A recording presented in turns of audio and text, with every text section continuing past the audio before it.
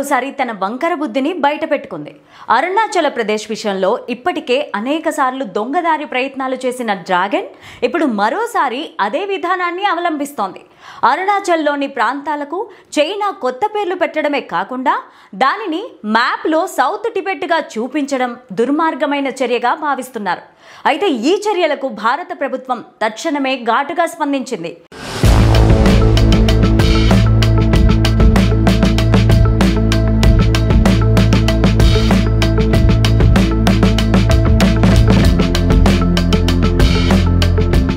పేర్లు మార్చినంత మాత్రాన భౌగోళిక సత్యాలు మారవని స్పష్టం చేసింది. చైనా గతంలోనూ 2017, 2021, 2023-24 సంవత్సరాల్లో 4 విడతలుగా లిస్టులను విడుదల చేసి అరుణాచల్ ప్రదేశ్లోని ప్రాంతాల పేర్లను టిబెట్ను చైనీస్ భాషల్లో మార్చే ప్రయత్నాలు చేసింది.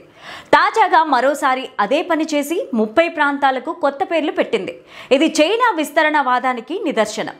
టిబెట్ను తను గులామీలాగా మార్చుకున్న విధానాన్నే ఇప్పుడు అరుణాచల్ మీద ప్రయోగించాలన్న ఉద్దేశంతో డ్రాగన్ ముందుకెళ్తోంది.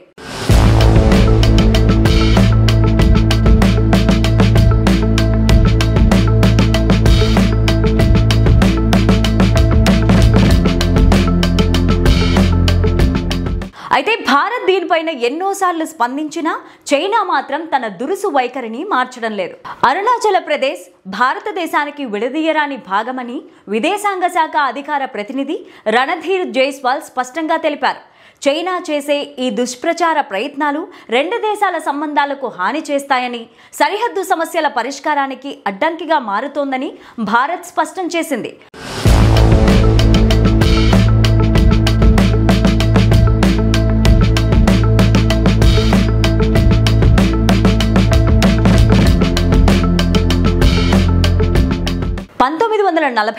స్వాతంత్రం వచ్చినప్పటి నుంచి కూడా అరుణాచల్ ప్రదేశ్ భారత రాష్ట్రంగానే ఉంది.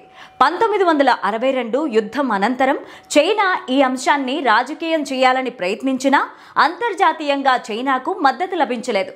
చైనా ప్రయత్నాలన్నీ వాస్తవాధీన రేఖ ఒప్పందాలకు ఉల్లంఘించేలాగా ఉండడమే కాకుండా జాతీయ సార్వభౌమత్వాన్ని మంటగలుపుతోందన్న వాదనలు ఉన్నాయి.